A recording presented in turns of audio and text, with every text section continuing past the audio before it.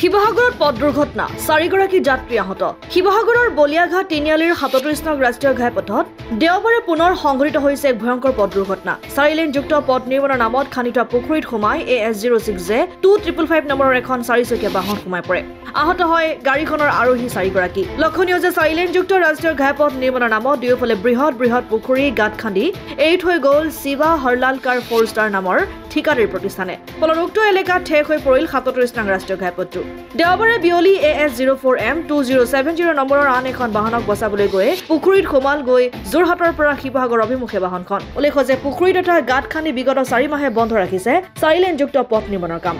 4 লেনযুক্ত ৰাষ্ট্ৰীয় ঘাইপথ হয় আপোনাৰ ইয়াৰ কিনাৰত আপোনাৰ দ গাঁত বনালে পুখুৰী খন্দিত গাঁত বনালে আমি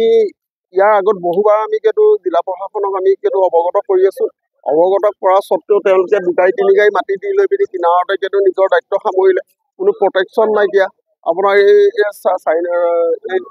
37 নম্বৰ ৰাষ্ট্ৰীয় ঘাইপথটোৱেদি কিন্তু অহৰহ গাড়ী অহা যোৱা কৰি থাকে আৰু এনেকুৱা সময়ত আপোনাৰ এনেকুৱা কোনো প্ৰটেকশ্যন নাইকিয়া আপোনাৰ ইয়াৰ চব এখন গাড়ী আপোনাৰ কিন্তু ডিব্ৰুগড় অভিমুখে আহি থকা গাড়ী এখন কিন্তু পানীত পৰিলে প্ৰথমটি মানুহৰ প্ৰাণ ৰক্ষা পৰিছে আৰু জিলা প্ৰশাসনক এনেদৰে আমি যদি অৱগত কৰা স্বত্তেও তেওঁলোকে আমাৰ মানে ৰাইজৰ কথাবিলাক মানে হেমাহি কৰাৰ পিছত ইয়াতকৈ আৰু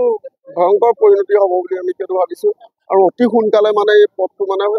গাঁতবিলাক মাৰিবৰ কাৰণে আমি অনুৰোধ জনাইছোঁ। শিৱসাগৰৰ পৰা ছৈয়দ মুস্তাকুৰ ৰহমানৰ ৰিপৰ্ট অসম আদিত্য।